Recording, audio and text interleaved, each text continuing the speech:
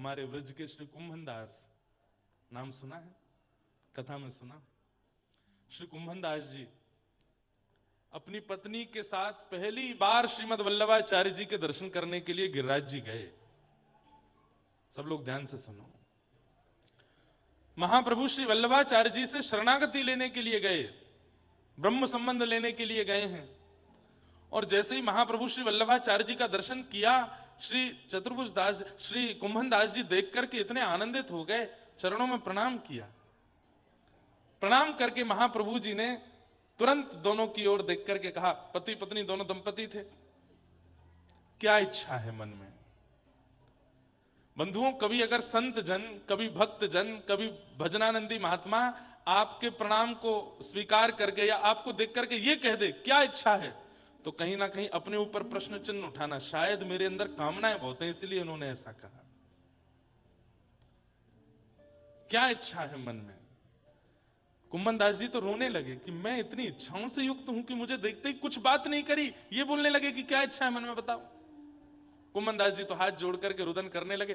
पत्नी उनकी ज्यादा भक्त नहीं थी, लेकिन बड़ी अच्छी थी, बुरी नहीं थी पर भक्त नहीं थी, सीधी सादी थी। कुंभन दास जी के कोई संतान नहीं थी, तो पत्नी ने जैसे सुना कि महात्मा कह रहे हैं क्या इच्छा है, तुरंत बोल पड़ी, संतान की कामना है, संतान नहीं है जीवन में, एक संतान हो जाए ऐसी कृपा कर दो। महाप्रभु जी वल्लभाचार्य जी हंसने लगे, बोले एक नहीं 7 होंगे, एक नहीं 7 होंगे। लेकिन ये बात सुनकर के कुंभन दास जी बड़े दुखी हो गए, अपनी पत्नी से कहने लगे तुमने क्यों मांगा? अरे आचार्य चरण ने यदि इच्छा प्रकट करके कह भी दिया कि क्या इच्छा है मन में, तो कहीं ये क्यों नहीं मांगा कि गिरधर जीवन में आ जाए, ये क्यों नहीं मांगा कि नाथ मुझे प्राप्त हो जाए, ये क्यों नहीं मांगा कि ठाकुर जी जीवन को स्वीकार कर ले, हमें स्वीकार कर ले? ये तुमने मांगा भी तो संसार। पत्नी बेचारी भोली भाली, उसने कह दिया अलमो तो इतना ही आवे, जीवन में दंपति हैं, पुत्र नहीं है, पुत्री नहीं है, तो मैंने मांग लियो। और कौन सा उनने एक ही वरदान की कही है? दोनों ने कही, दोनों के मन में कहा है मैंने अपनों मांग लियो, तुम अपनों मांग लो। महाप्रभु जी बड़े प्रसन्न हुए, बोले अब इनकी इच्छा से पुत्र तो होगा, 7 संतान तो होंगे, पर कृपा कीजिएगा चाहे एक भी उनमें से पूर्ण शरणागत हो ठाकुर जी के, चाहे एक भी हो पर पूर्ण शरणागत हो, ठाकुर जी का भक्त हो। इतने अकिंचन थे श्री कुंभन दास जी। 7 पुत्र हुए उनके, लेकिन कोई पूछता कुंभन दास जी कितने बालक हैं आपके, तो कहते 1.5 बालक है मेरे। बोले एक पूरा बालक है, क्यों?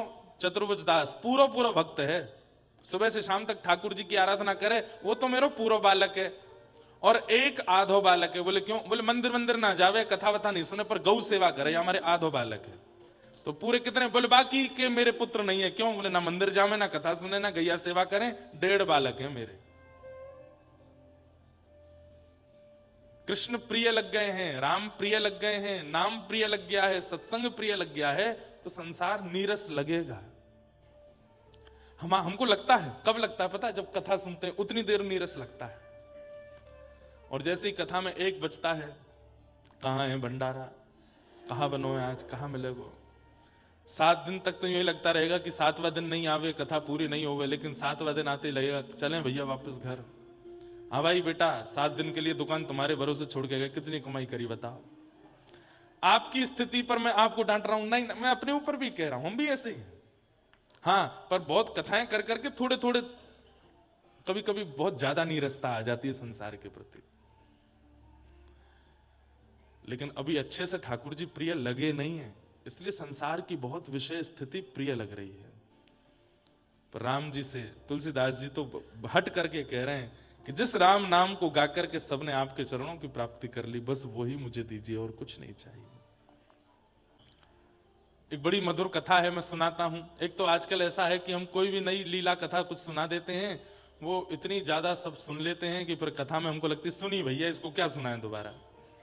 हमको आप लोगों ने ऐसा बांध दिया, हमको हर दिन पढ़ना पड़ता कुछ नया सुनाए, क्योंकि पूर्व की सुनी नहीं होगी। श्रीनाथ जी के मन में आई कि मैं वो चोरी करूंगा, फिर से चोरी करूंगा। 5000 वर्ष पहले ठाकुर जी ने चोरी करी थी ब्रजमंडल में, लेकिन वही ठाकुर जी जब 500 वर्ष पहले गिरिराज जी से श्रीनाथ जी के रूप में प्रकट भये और श्री गिरिराज जी के ऊपर विराजमान हो गए, तो सब दर्शनार्थी आते थे श्रीनाथ जी का दर्शन करने के लिए। लेकिन एक ब्रज की बड़ी भोली भारी गोपी आती और वो कहीं कथा सुन के गई। मैंने कहा ना कल भी, भोले भालों को ही मिलेंगे ठाकुर जी, चतुरों को नहीं मिलते ठाकुर जी। तो एक भोली भाली गोपी वो कहीं कथा सुनने गई, तो कथा में उसने क्या सुना कि व्रज की गोपियां अब मक्खन ही इसीलिए निकालती हैं कि कृष्ण चुराने आवे। वो जानबूझ करके मक्खन को ऐसे छीके पर टांगती हैं कि कृष्ण को हाथ पहुंच जाए और वो चोरी करके जाए।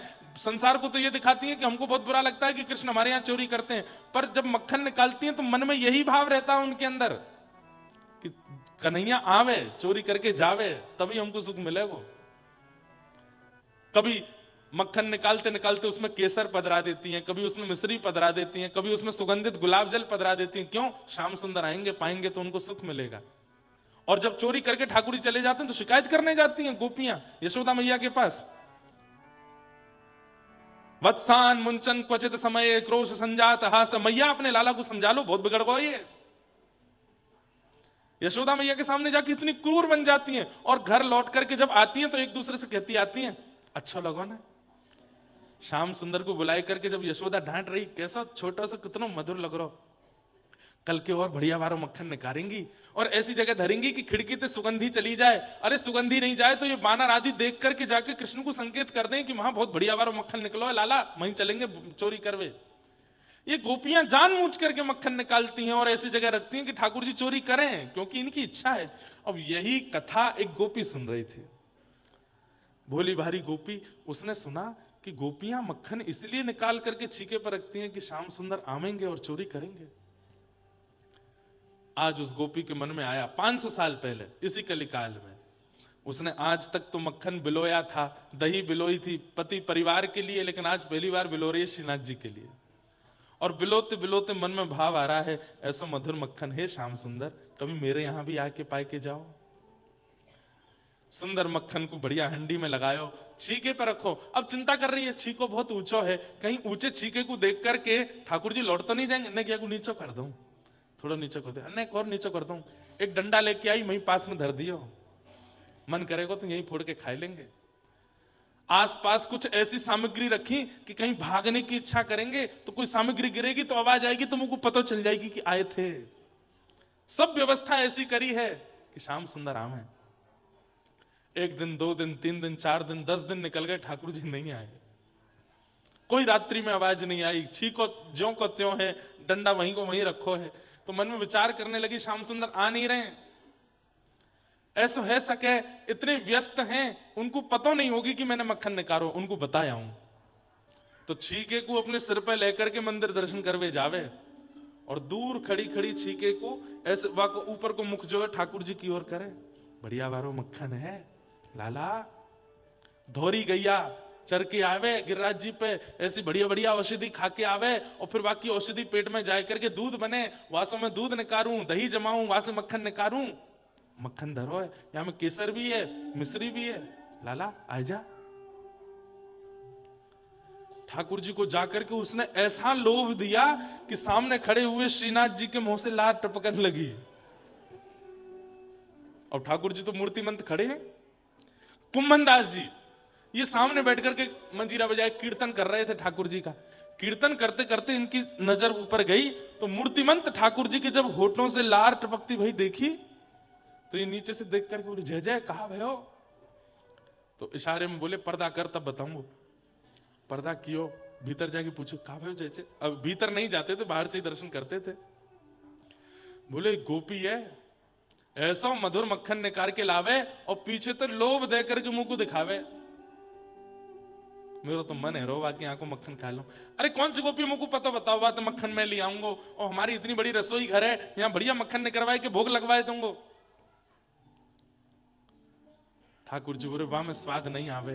अरे कुंभना, तेने कभी चोरी को खाया है? कुंभन दास जी बोले, कभी अवसर नहीं मिला चोरी का खाने का। आपकी कृपा प्रसादी मिल जाती वही पा लेते हैं। बोले तो तू कैसे जानेगा कि चोरी को कैसे स्वाद हो गया? अरे कुंभनदास, आज तू रसोई में करवाए के मक्खन खा और एक बार मेरे संग चोरी को खाए के आइयो, चोरी वारो स्वाद तू को इतना भावेगो, जीवन भर फिर चोरी करके ही खावेगो। कुंभनदास जी बोले हमको चोरी नहीं करनी जय, और आपको भी नहीं करनी। ये कोई द्वापर युग थोड़ा ही है, द्वापर में ज्यादा से ज्यादा उखल से बंधे थे, यहां तो जेल है जाएगी सीधी। ठाकुर जी बोले ना ना, मुझे तो चोरी करनी है। कुंभनदास जी बोले कैसे करनी है बताओ? बोले तू एक काम कर। बोले कहा? रात्रि में जब मंदिर बंद है जाए, बस खिड़की पे आके ठाड़ो है जाइयो, मैं आ जाऊंगा। बूढ़े बड़े बेचारे कुंभनदास जी, रात्रि में मंदिर बंद हुआ। अब ठाकुर जी और कुंभनदास जी के बीच की बात है, मंदिर में और किसी को नहीं पता। रात्रि में कुंभनदास जी खिड़की के पास आके ठाड़े है गए, इतने में ही खिड़की, छोटी सी खिड़की, वहां में से ठाकुर जी की पाग दिखाई दी। आहा, मुख निकर के आयो, हाथ से ठाकुर जी तो अचल, ठाकुर जी तो सचल हो गए। कुंभनदास जी तो देख करके आनंदित हो गए। जय जय, इतनी उत्सुकता, इतने व्याकुल हो रहे हो मक्खन पाने के लिए। अरे तो ना पता, मैंने सुगंधित मुंह को अनुभव है गयो, बहुत जोर को मक्खन है वहां गोपी के घर को पाके आऊंगा आज, और बहुत दिन है पायो ना है तो चल मेरे संग। और यहाँ कंधा पे दोनों पैर लटका करके सिर पे हाथ धर के ठाकुर जी बैठ गए। कुंभनदास जी ऐसे पैर पकड़ के ठाकुर जी को लेके जा रहे हैं। जय जय, जानो कहां है? बोले आगे ते दाहिने मुड़ जा, सीधो चल, आगे एक पोखरा आवेगो, वह पोखर ते बाएं मुड़ जाइयो, पर मां सीधो चलियो, फिर एक पीपल को वृक्ष आएगो, बातें फिर दाएं। बोले तुम्हें कैसे पता सब रास्ता? बोले अरे वो गोपी रोज आए के बताए कि जाए, वो चाह रही है वह कावा के घर को मैं चोरी कर जाऊं, वही ने मुझको रास्ता बतायो, चल दे। कुंभनदास जी के बीच बीच में आंसू आ जाते हैं, कितनी बड़ भागनी है वो गोपी जिसके घर ठाकुर जी स्वयं चोरी करने जा रहे हैं। प्राचीन घरों में छत होती थी पर आंगन के लिए खुली होती थी, आंगन में खुला रहता था। ठाकुर जी और कुंभनदास जी ऊपर से भीतर आंगन में आए गए। आंगन में आकर के धीमे धीमे ठाकुर जी देख रहे, कहां है छीको? कुंभनदास देखियो। कुंभनदास जी बोले जय जय बोलो। बोले हाँ वही है, चल आ जा, तू खड़ो है जा, तेरे कंधा पे मैं खड़ो है जाऊंगा, छीको हाथ में आ जाएगा, प्रेम से पाएंगे। कुंभनदास जी खड़े हैं, ठाकुर जी के चरण पकड़ रखे हैं, ठाकुर जी खड़े है गए, छीको पकड़ करके ऊपर से मक्खन निकाल करके प्रेम से पा रहे हैं। कुंभनदास जी बोले बहुत बढ़िया जय जय, अरे मैं आया हूं सहायक संग में मुकू पवाए तो नेक नेक। तो ठाकुर जी मक्खन निकाले, मुख से लगावे, और एक तो नवनीत, और वहां में ठाकुर जी को अधरामृत चाट करके जो नेकाद हाथ में बच जाए, वाकु ठाकुर जी एक हाथ से छीका पकड़ के ऐसे नीचे करें, एक कुंभन आए मुंह खोल। अब मुंह तो पता नहीं चले तो कभी आंख में लग जाए, नाक में लग जाए, हाँ जेरो मुंह खोल ले याकू। अब कुंभनदास जी मुंह खोलें तो ठाकुर जी अपने अपने भुजा से उनको मक्खन पवा रहे हैं। कुंभनदास जी तो खो गए, मंत्रमुग्ध हो गए, सुध बुध नहीं रही कुंभनदास जी को, लड़खड़ाने लगे चरण। ठाकुर जी बोले का कर रो, एने धीमो खड़ा रहे। अरे जय जय, ऐसा अधरामृत दियो है आपने, अब पाम टिक नहीं रहे मेरे। अरे नेक देर और डटो रहे, नेक और खाए लो फिर चल रहे। तो कुंभनदास जी के मन में आई, मैंने इतने रूप देखे इनके, एक बार देखूं तो सही है चोरी करते हुए लगे कैसे हैं। तो जैसे ही अब कुंभनदास जी तभी देखेंगे जब छोड़ के आगे चले जाएंगे। तो कुंभनदास जी ऐसे पकड़े पकड़े नीचे से देखने का प्रयास कर रहे हैं, लग कैसे रहे। तभी देखिए नाक पे मक्खन लगो, गाल पे लगो है, यूं लगो, और इतनी उत्सुकता से तत्परता से ठाकुर जी मक्खन निकाल रहे हैं, पा रहे हैं, खूब सुंदर सुंदर नेत्र बंद करके मधुर मधुर पा रहे हैं। ये छवि देख ही रहे थे, इतने बेसुध होकर के ठाकुर जी मक्खन पा रहे हैं कि धीरे धीरे ठाकुर जी की धोती खिसकन लगी नीचे। जैसे ही ठाकुर जी की धोती खिसकन लगी, तो कुंभनदास जी बोले जय जय। बोले हाँ, ने कहा देर में हरि नंगम नंगा है जाएंगे, ने संभालो जय जय, संभालो संभालो संभालो। अब धोती नीचे खिसकी, कमर ते नेक नीचे आई, इतने में ही ठाकुर जी ने चतुर्भुज रूप धारण कियो, दो भुजा से धोती पकड़ी और दो भुजा से मक्खन पा रहे हैं। ऐसे चतुर्भुज ठाकुर जी के दर्शन आज तक कोई ने नहीं किए। कैसे हैं? दो भुजा से धोती पकड़ रखी है और दो भुजा से छीको पकड़ के मक्खन खाना नहीं रोकूंगा, चाहे धोती उतर जाए। कुंभनदास जी के नेत्र सजल हो गए, और जैसे ही उस छवि को देखा, एक तो अधरामृत मुख में चला गया, तो वैसे ही पाम नहीं ठहर रहे थे। अब चतुर्भुज रूप में ठाकुर जी की ऐसी लीला देखी, मक्खन के प्रति तत्परता देखी, और ऐसे धोती पकड़ के ठाकुर जी, तो कुम्मन दास जी तो बेसुध हो गए, और जैसे ही बेसुध होकर के लड़खड़ाए, ठाकुर जी बोले कहां कर रहे हो, कहां कर रहे हो, ए कुम्मना ने संभाल संभाल संभाल। इतने में तो ठाकुर जी हिले और छीके से मटकी नीचे गिरी, जोड़ते फूटी आवाज भई, पूरे घर के लोग उठ गए, चोर चोर चोर चोर चोर चोर। ठाकुर जी बोले भाजो यहां से भैया, कल युग है, यहां अगर मैं चोरी करता पकड़ोगे तो बहुत बुरा हो जाएगा। ठाकुर जी तुरंत उछल कूद करके छत के लांग करके भाज गए। कुम्मन दास जी यूं ही खड़े हैं। आहा, क्या छवि, मुख पे मक्खन लगो है, नाक पे मक्खन लगो, आंख पे मक्खन लगो है, और बस यूं ही ठाड़े हैं। इतने में गोपी आई, माने लालटेन जलाई, बोले अरे बाबा मोड़ा, तो शर्म ना आई है, इतने बुढ़ापे में चोरी करके आया हो यहाँ पे। लिए डंडा लेके महाराज कुम्मन दास जी में 2-4 बार दर्द धर दिए। कुम्मन दास जी को दर्द नहीं है, रो है। कुम्मन दास जी ने थोड़ी देर बाद नेत्र खोले, और वह गोपी को देख करके चरणन में प्रणाम करके, तू है सखी बड़ भाग बड़ी, नंदलाल तेरे घर आवत है। तू है सखी बड़ भाग बड़ी, अरे सखी तू कितनी बड़ी बड़ भागन है। साक्षात ठाकुर जी, पूरा विश्व 56 भोग लेके उनके पास जाता है, पर वो तेरी मक्खन की हंडी को खावे के काजे तेरे यहां आए हैं। और तेरे यहां आए हैं ये बात एक नहीं है, कितनी तत्परता, कितनी उत्सुकता, योजना बना रहे हैं, ऐसे खाऊंगो, ऐसे चुराऊंगो, ऐसे लेके, अरे चतुर्भुज रूप प्रकट करके। जो चतुर्भुज रूप का दर्शन ठाकुर जी ने महाभारत के युद्ध मैदान में अर्जुन के अलावा युधिष्ठिर को भी नहीं कराया, वो चतुर्भुज रूप तेरे घर पे आके प्रकट कर लियो, तेरे मक्खन को खावे के काज। तू कितनी बड़ भागिन है।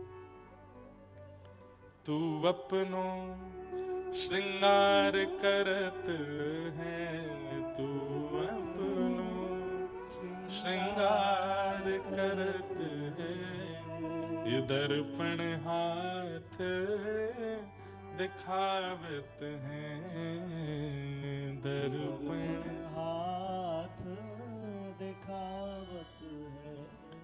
कुम्मन दास जी को ऐसा लगने लगा कि भाई या गोपी के घर में जितनी भी सामग्री है सब ठाकुर जी, और ये गोपी जो कुछ भी करती है ये नहीं करती, ठाकुर जी इसके लिए करते हैं। तू है सखी बड़ भाग बड़ी, नंदलाल तेरे घर आवत है।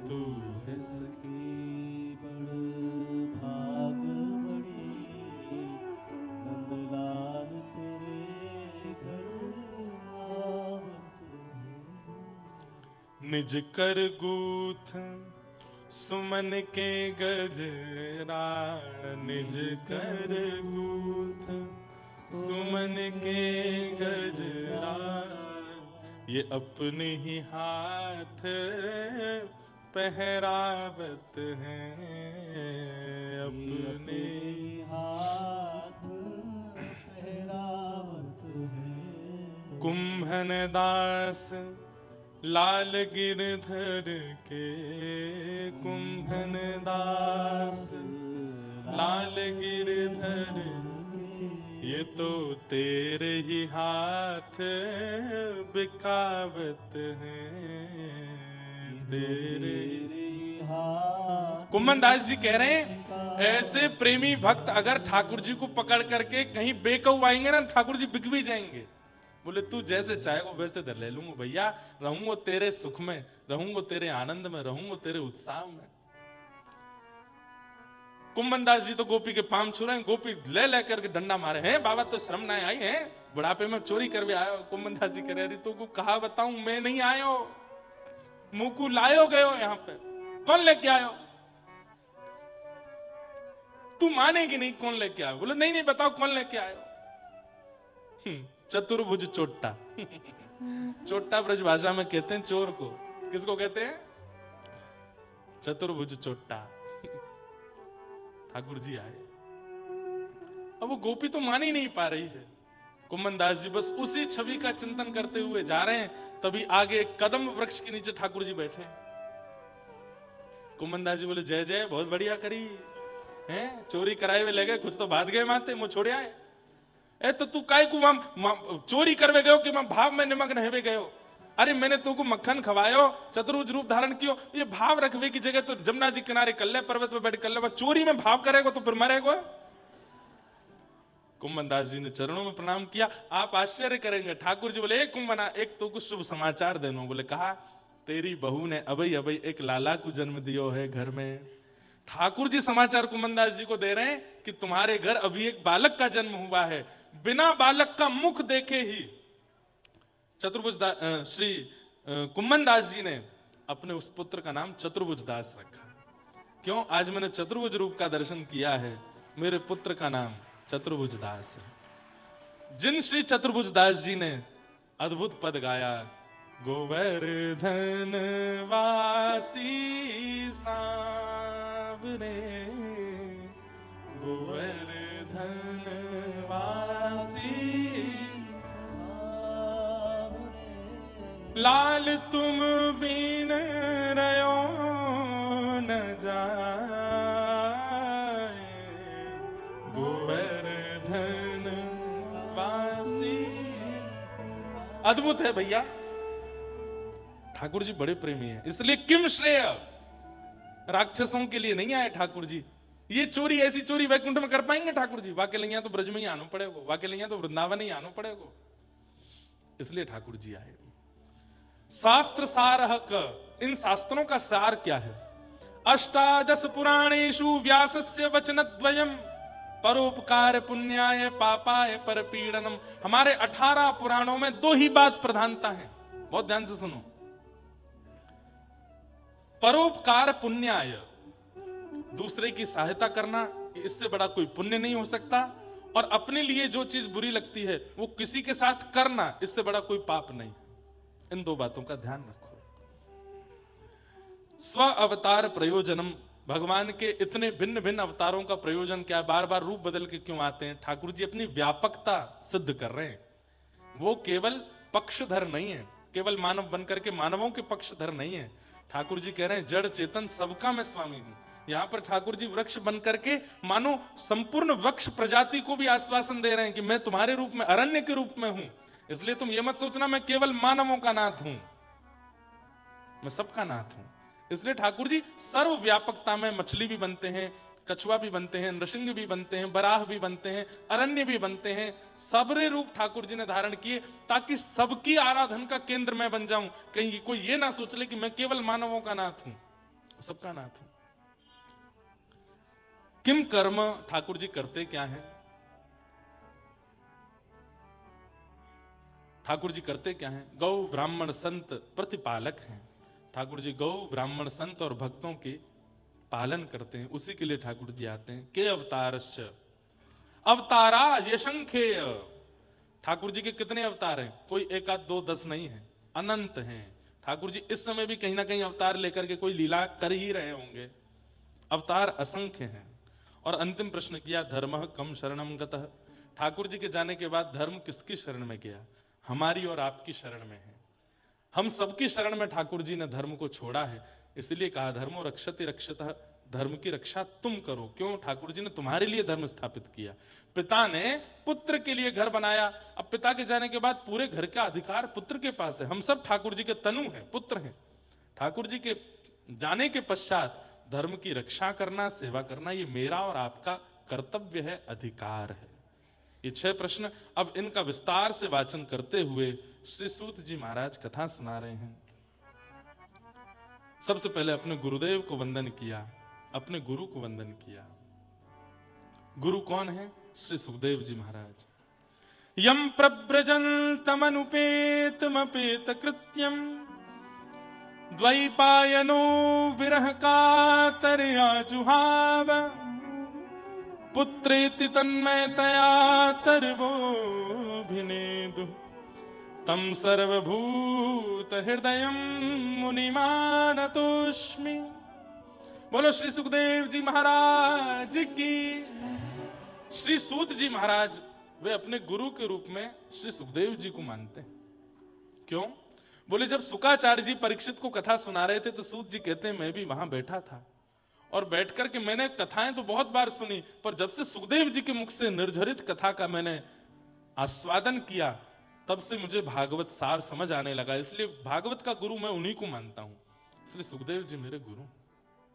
बंधुओं, गुरु शब्द का अर्थ क्या है? जो हृदय के अंधकार को दूर करे उसको गुरु कहते हैं, जो संशयों को दूर करे उसको गुरु कहते हैं। अनेक भाव हैं। गुरु का मतलब गुकारस्तु अंधकारस्यात् रुकारस्तु निरोधक। पर केवल प्रवचन नहीं, गुरु का उपस्थित होने मात्र से हृदय के जो संशय थे दूर ही हो गए। प्रश्न बहुत लेके गए पर गुरु का रूप देखते ही भूल गए क्या पूछना है। नैमिषारण्य में अरण्य के रूप में भगवान है। देखो, हमारे रामानुज परंपरा के अनुसार 8 वैकुंठ हैं पृथ्वी पर। मैंने पहले दिन भी कथा में कहा था 8 वैकुंठ हैं, और उन 8 वैकुंठों में 4 वैकुंठ हमारे उत्तर भारत में हैं। अष्टभू वैकुंठों के 4 भू वैकुंठ उत्तर भारत में श्री बद्रीनाथ, मुक्तिनाथ, पुष्कर राज और श्री नैमिषारण्य। और इन चारों उत्तर भारत के भू वैकुंठों में ठाकुर जी का दर्शन बड़ा विलक्षण है। प्रकृति के रूप में ठाकुर जी, बहुत ध्यान से सुनिए। बद्रीनाथ में पर्वत भगवान का स्वरूप है, नर नारायण भगवान। पर्वताक का वहां पर जो बद्री विशाल भगवान का आप लोग मंदिर में दर्शन करने जाते हैं, वो तो बद्रीनाथ भगवान है ही, पर वहां पर मूल दर्शन जो है, विशेष दर्शन जो है, वो पर्वत का है, नारायण। तो वहां पर्वत के रूप में भगवान विराजमान है। श्री मुक्तिनाथ में शालिग्राम के रूप में भगवान विराजमान है। दामोदर कुंड से शालिग्राम रूप में ठाकुर जी प्रकट होते हैं और सबको दर्शन देते हैं। ऐसी विलक्षणता वहां बताई जाती है। अब ये तो हमारी कथा है, मई में 21 मई से कथा है अब मुक्तिनाथ में, तो वहां जाके पता चले कि वहां तुलसी दल हाथ में लेकर के जब दामोदर कुंड में आप पधराते हैं तो आपके हृदय के अनुकूल जो शालिग्राम जी होंगे वो अपने आप आकर के तुलसी दल से स्पर्श हो जाते हैं और उनकी सेवा व्यक्ति करते हैं। पर अभी वहां बहुत दुर्गम है। कल सब हमारे रामानुज वैष्णव संत जन, सब आचार्य जन रात्रि विराजे। तो मैं तो कभी मुक्तिनाथ गया नहीं, पहली बार कथा है। और वहां कथाएं सच में ही कल प्रमाणित भी हुआ कि ज्यादा से ज्यादा 10 कथाएं हुई होंगी आज तक वहां पे, इससे ज्यादा कथाएं नहीं हुई है। क्योंकि वहां श्वास लेना बहुत मुश्किल काम होता है। लोगों की श्वास फूल जाती है, लोगों के ब्लड प्रेशर, शुगर, जो भी कोई बीमारी थोड़ी सी उखड़ी होगी वो पूरी उखड़ जाएगी वहां पे। मुक्तिनाथ है ना, तो इसलिए जरा भी शारीरिक स्थिति किसी की ठीक ना हो, उसको तो प्रयास करना चाहिए, दर्शन करे, तुरंत हेलीकॉप्टर से वापस जाए, रुके ना वहां पे। तो कल सब संत जन बता रहे थे कि वहां कथाएं कहने में भी आपको सांस फूलेगी, आपको कथा का क्रम भी बहुत धीमे धीमे कहना पड़ेगा। हमने कहा महाराज जी इतना मत डराओ, हम तो वहां भाव से जा रहे हैं। बाकी बद्रीनाथ में भी ऐसा होता है, कई लोगों को हो जाता है, दिक्कत होती है।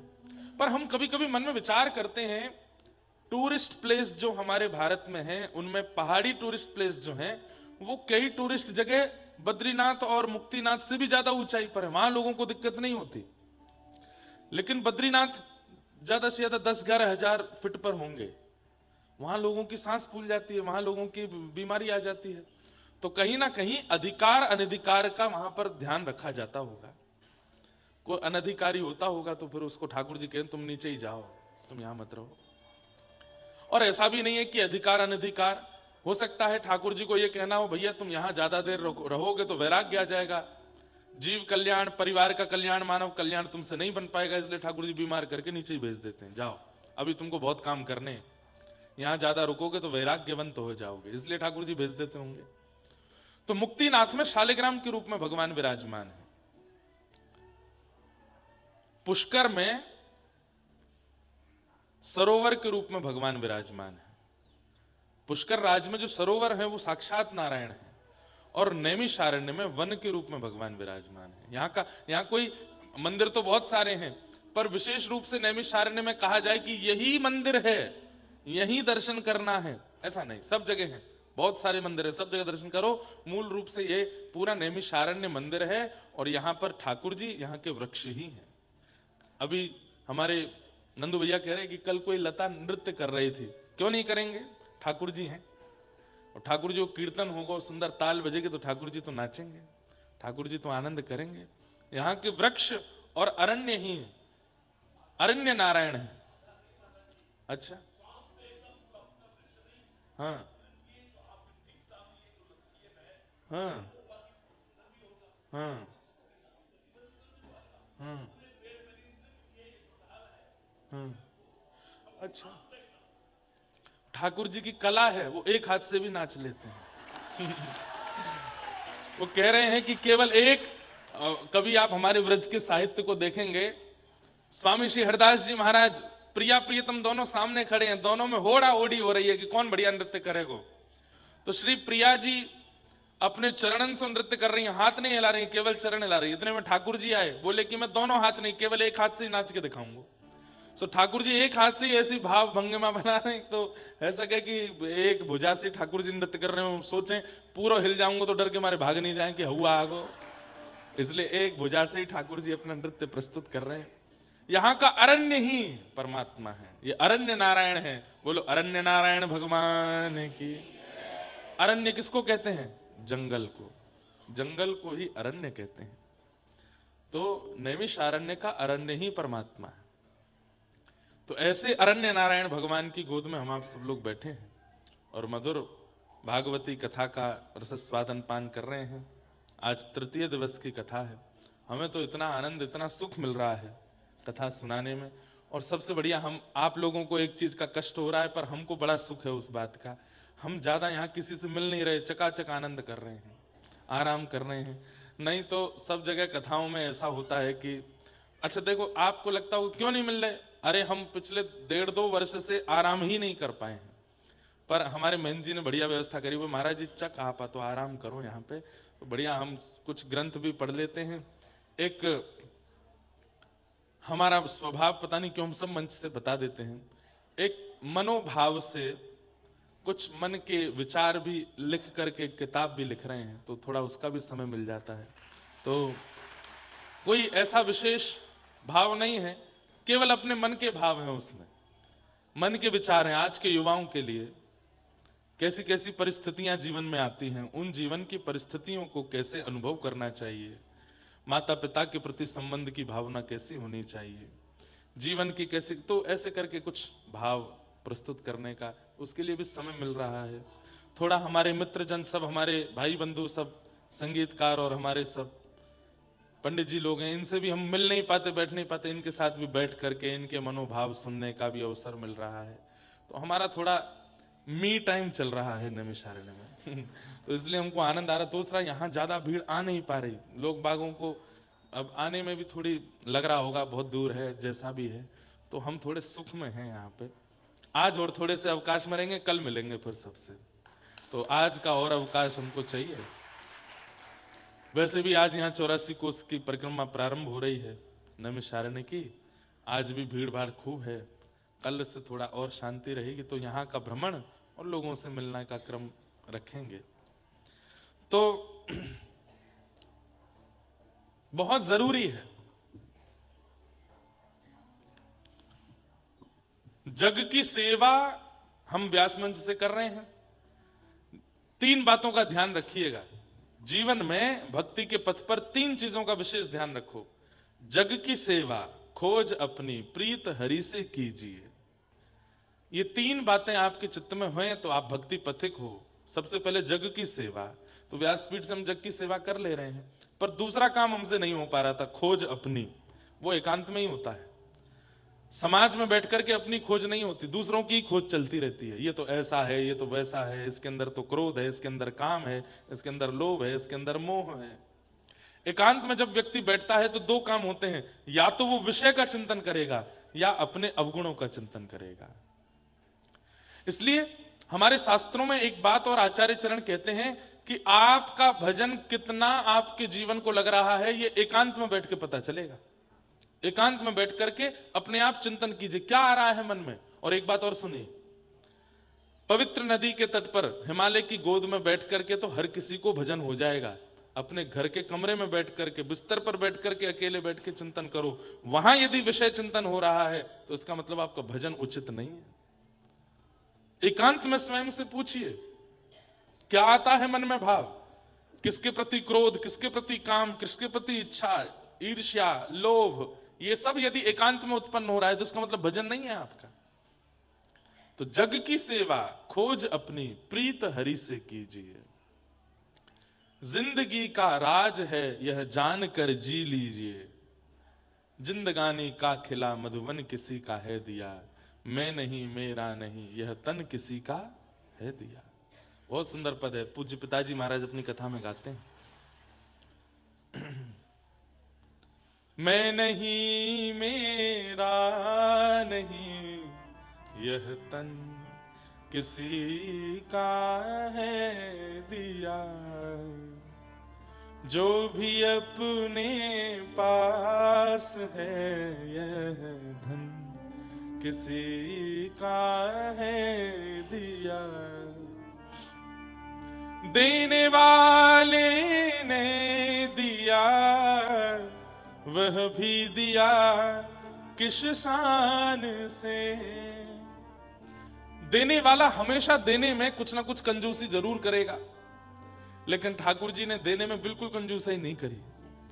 देने वाले ने दिया वह भी दिया किस शान से। देने वाला कैसे देता है?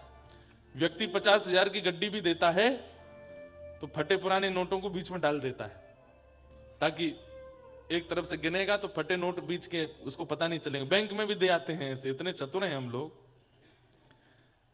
और चलिए नोट गड्डी नहीं भी दे रहे और कुछ भी देते हैं तो उसमें भी हमको ब्याज की इच्छा होती है।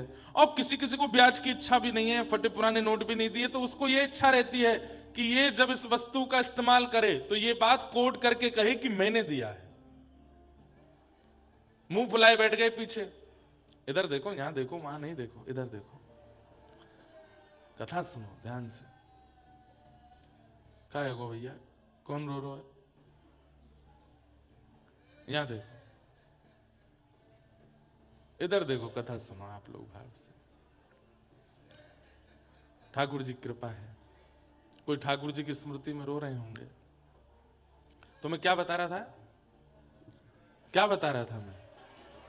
हाँ, ये होता है हमारे साथ, हमारा प्रवाह रुक जाए तो फिर हमको खोजना पड़ता है कहां था मैं। हाँ, तो कई लोग कैसे होते हैं, वो वस्तु देने के बाद में वो यही चाहते हैं कि ये सदा इस बात का ऋणी रहे कि मैंने दिया है, लेकिन ठाकुर जी नहीं। देने वाले ने दिया वह भी दिया किस शान से। एक आंख से भी दिखाई देता है हमको, लेकिन दो दी ठाकुर जी ने।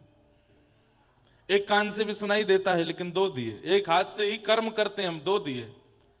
एक पैर से भी चला जा सकता है उछल उछल कर, दो दे दिए। सब कुछ ठाकुर जी ने भरपूर दिया। आप कभी अपने जीवन पर चिंतन करके देखिए पॉजिटिविटी से, तो आपको लगेगा कि ठाकुर जी ने सब तो दिया, कुछ भी तो नहीं छोड़ा। फिर भी हमारी शिकायतें कभी खत्म नहीं हुई। देने वाले ने दिया वह भी दिया किस शान से, मेरा है यह लेने वाला कह उठा अभिमान से, मैं मेरा यह कहने वाला मन किसी का है दिया, मैं नहीं मेरा नहीं यह तन किसी का है दिया। तो जग की सेवा खोज अपनी प्रीत हरि से कीजिए, यह जिंदगी का राज है मान कर जी लीजिए।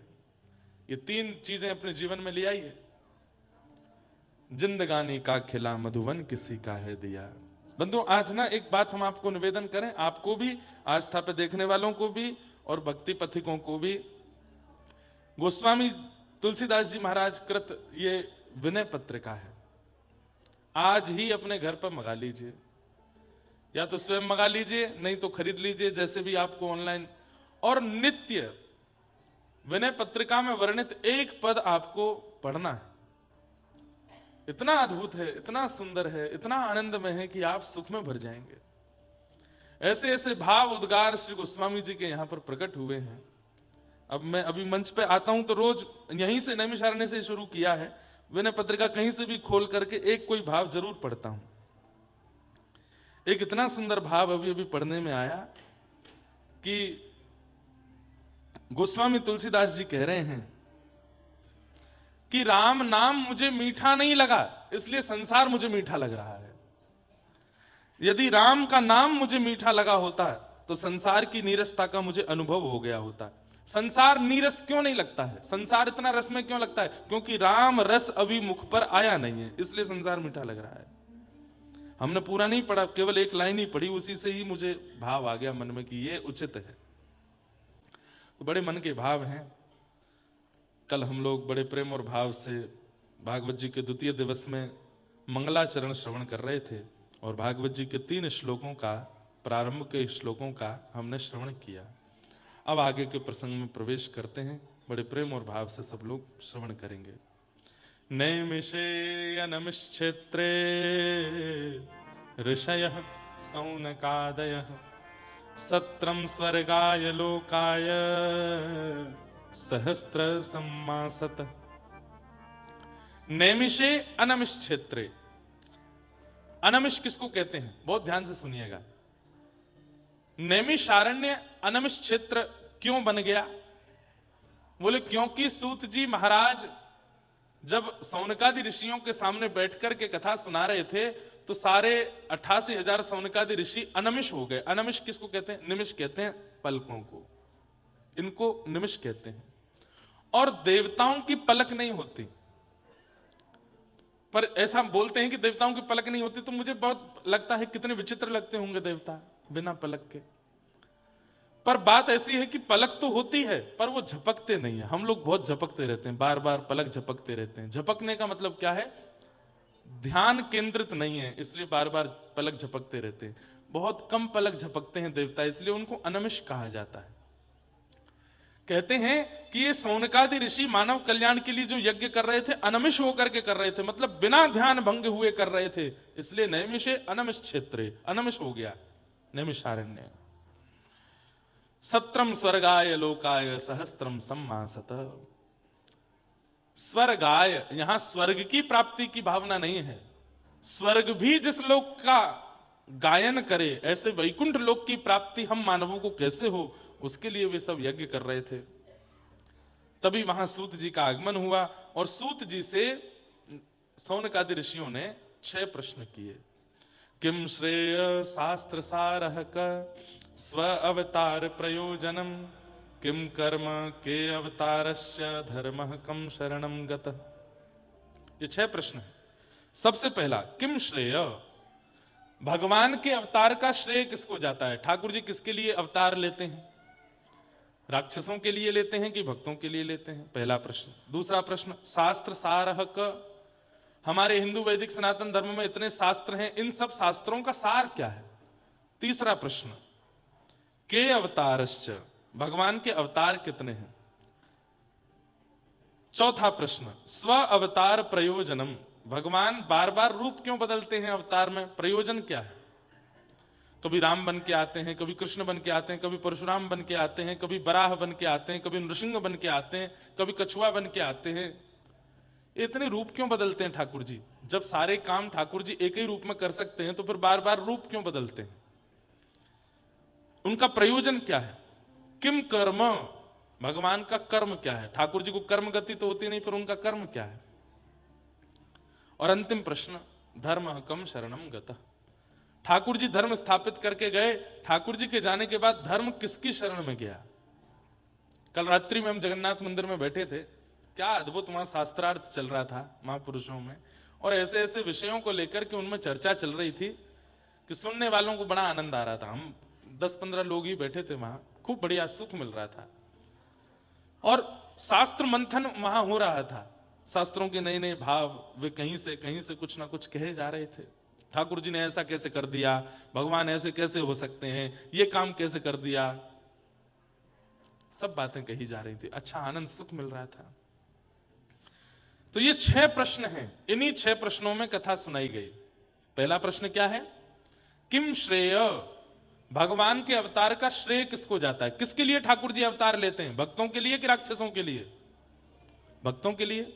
ये तो आप बोल गए ऐसे, लेकिन ठाकुर जी की क्रियाओं पर जब दृष्टि डालते हैं तो फिर किसको मार? अगासुर मारो, बकासुर मारो, धेनुकासुर मारो, अरिष्टासुर मारो। भगवान श्री कृष्ण ने जन्म लेते ही 6 दिन की अवस्था से ही मारना शुरू किया। पूतना के वध से प्रारंभ किया, शिशुपाल, दंतवक्र और जाने कहां कहां तो मारते ही गए। तो राक्षसों का वध कर रहे हैं? नहीं। मूल बात यही है कि ठाकुर जी भक्तों के लिए आते हैं। राक्षसों का वध वैकुंठ में बैठ करके भी किया जा सकता है, पर सबरी के बेर वैकुंठ में बैठ के नहीं खाए जा सकते। उसके लिए तो आना पड़ेगा। राक्षसों पर कृपा, ये तो ठाकुर जी वैकुंठ में बैठे बैठे भ्रगुटी टेढ़ी कर करके भी कर सकते हैं, लेकिन गोपियों के घर के मक्खन को वैकुंठ से कैसे चुराएंगे? उसके लिए तो आना पड़ेगा। तो भक्तों के भाव की स्वीकृति के लिए ठाकुर जी का अवतार हुआ है। राक्षसों का वध प्रधानता नहीं है। किम श्रेय, तो श्रेय किसको जाता है? भक्तों को। भक्तों के लिए ठाकुर जी आते हैं। मेरे लिए आए हैं, आपके लिए आए हैं, हम सबके लिए ठाकुर जी इस धराधाम पर आते हैं, ताकि यहां लीला करके, यहां के सुंदर स्थानों को पवित्र करके ठाकुर जी हम पर अनुग्रह कर सकें। इसलिए ठाकुर जी आए। तेरी शरण में आके मैं धन्य हो गया,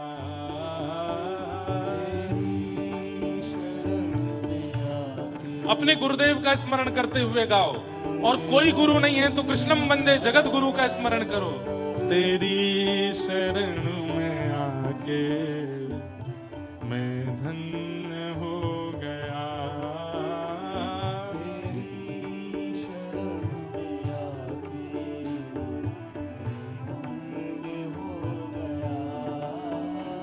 जन्मों की प्यास थी जो,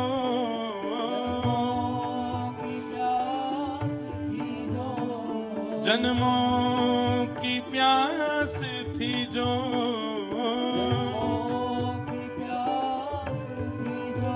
संपन्न हो गया। तेरी शरण में आके मैं धन्य हो गया,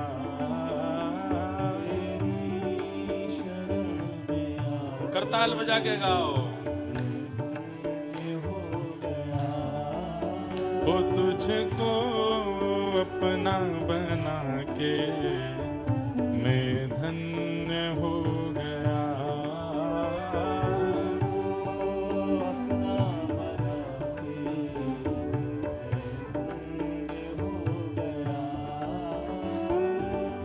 करना कभी ना दूर प्रभु चरणों से आप हो,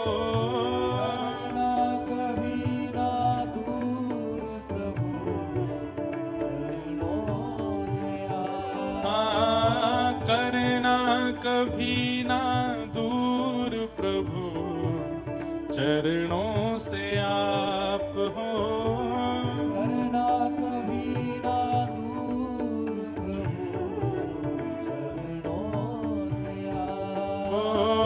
करना कभी ना दूर प्रभु चरणों से आप हो,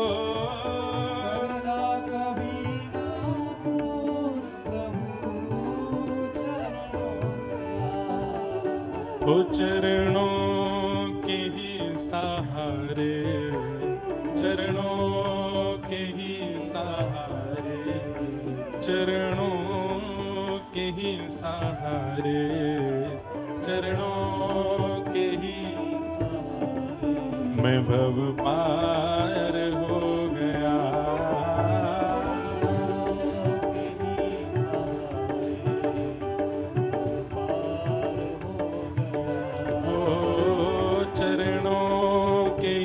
सहारे भव पार हो गया,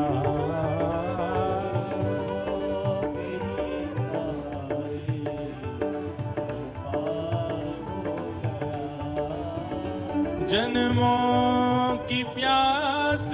जो,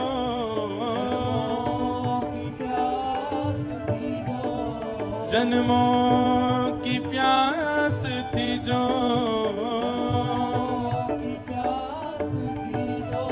संपन्न हो गया तेरी शरण में आके, मैं धन्य हो गया।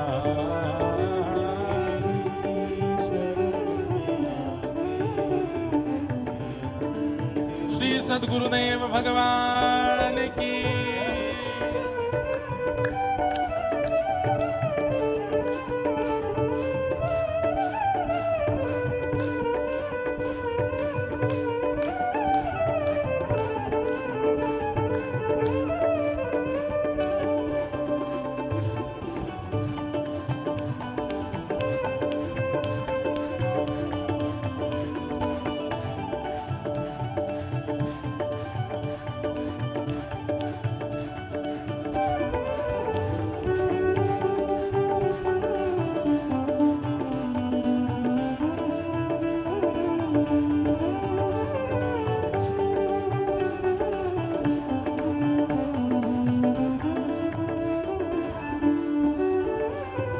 कितने मिले अमीर यहाँ, कितने गरीब हो,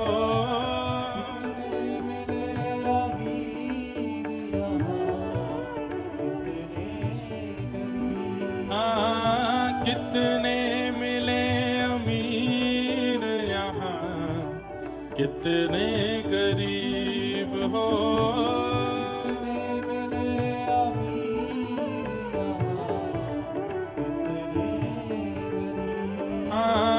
कितने मिले अमीर यहाँ, कितने गरीब हो,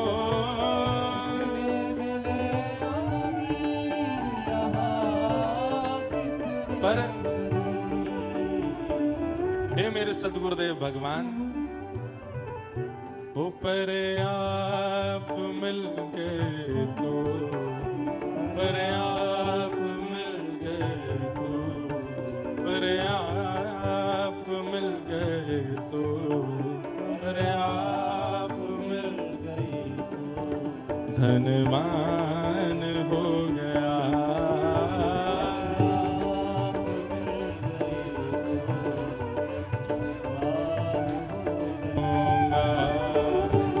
जहाँ ले चलोगे,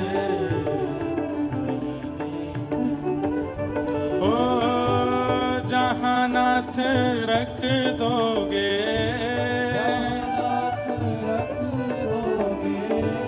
जहाँ नाथ रख दोगे,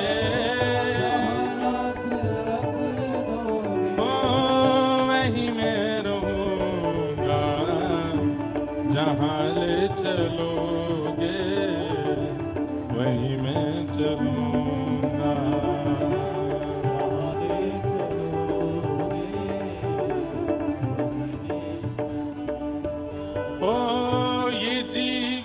समर्पित चरण में तुम्हारे, तुम ही मेरे सर्वस्व, तुम ही प्राण प्यारे। ये जीवन समर्पित चरण में तुम्हारे, तुम ही मेरे सर्वस्व। आप लोग करताल क्यों नहीं बजाते हो? देखो हमारे श्री नामदेव जी महाराज कहते हैं, महाराष्ट्र के रसिक संत की, कीर्तन में ना गाना और करताल बजाए बिना बैठे रहना ये अपराध है। तो बोले जितने आपके संचित पाप जो नष्ट हो गए कथा में आने से, वो सब मौका ढूंढते रहते हैं बाहर कि हम इस पर दोबारा चढ़ें। तो बोले जब कीर्तन होता है और करताल नहीं बजाते हैं तो वो आ जाते हैं दोबारा।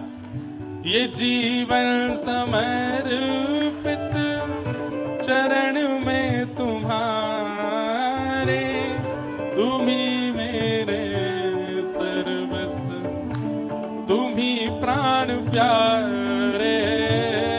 ये जीवन समर्पित चरण में तुम्हारे,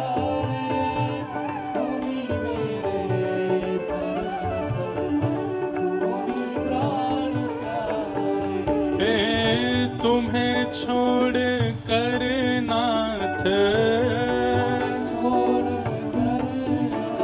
हाँ तुम्हें छोड़ कर नाथ, मैं किससे कहूँगा जहाँ ले चलोगे वहीं मैं चलूँगा।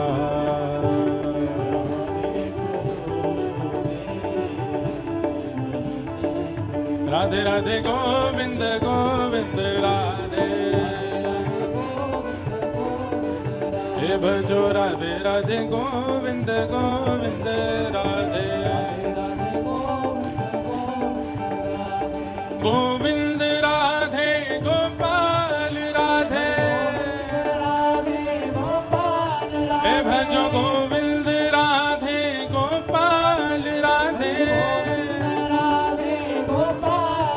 भजो गोविंद राधे गोपाल राधे,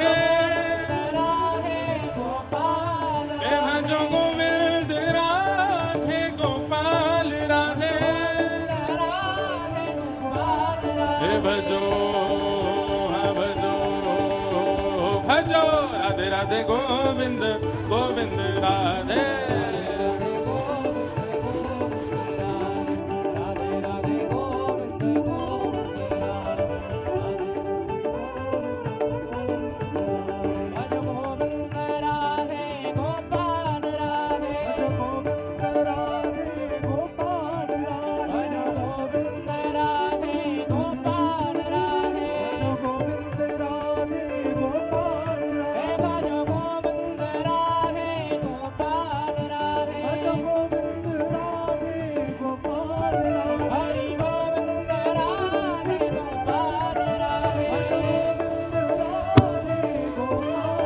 भजो हाँ भजो भजो राधे राधे गोविंद गोविंद राधे,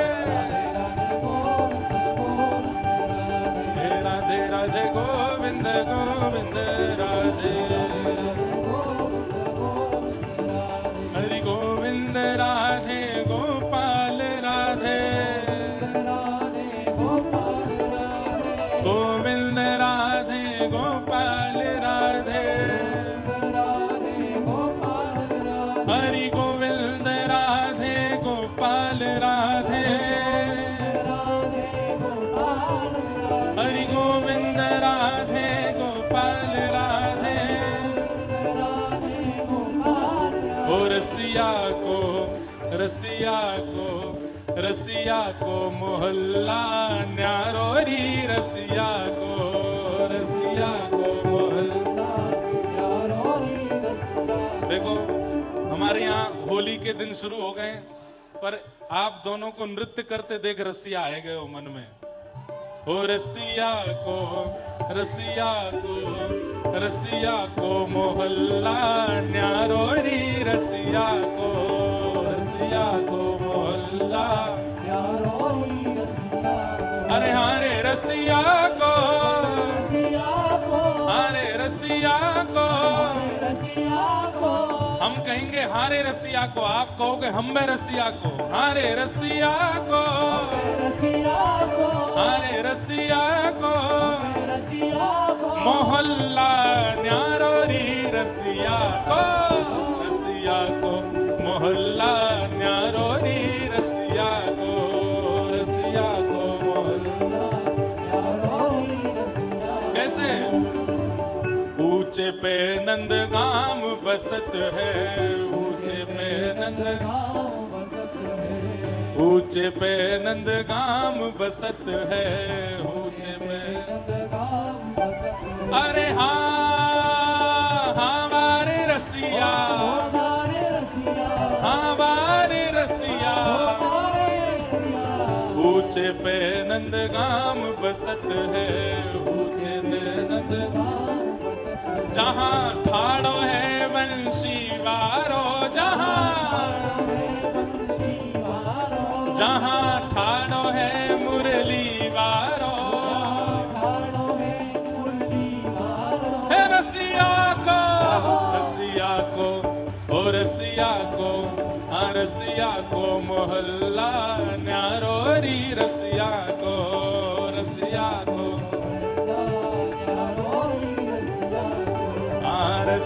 को मोहल्ला न्यारो री रसिया को हो हरी है हो अरे नंदगाम के कुंवर कन्हैया बरसाने की छोरी है नंदगाम के कुंवर कन्हैया बरसाने की छोरी है हो हरी है रसिया को मोहल्ला न्यारो री रसिया को और अरे बरसाने या की भई है सगाई बरसाने या की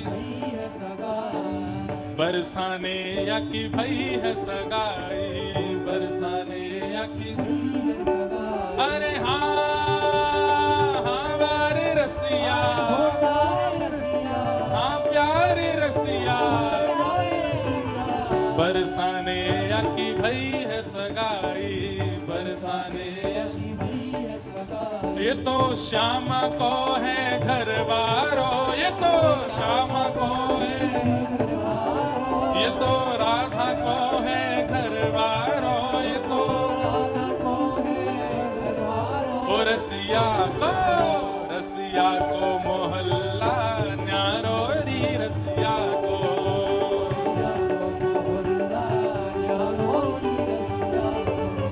रसिया को मोहल्ला न्यारो री रसिया को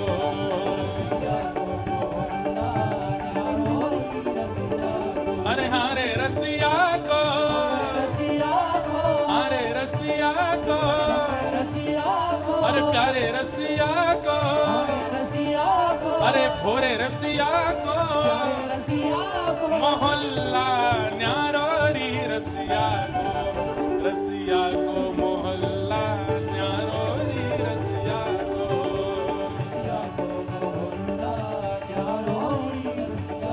हाँ रसिया को मोहल्ला न्यारो री रसिया को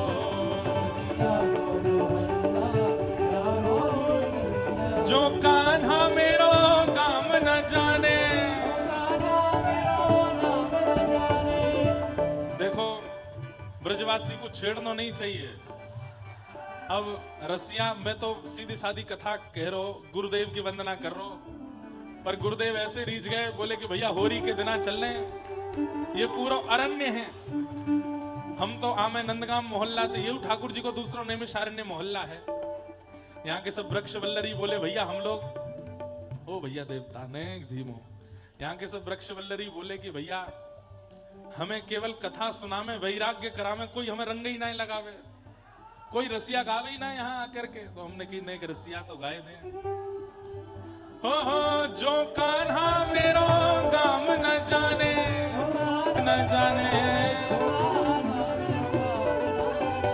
पूछो बरसानो बताए गई रे पूछो बरसानो बताए गई रे पूछो बरसानो कौन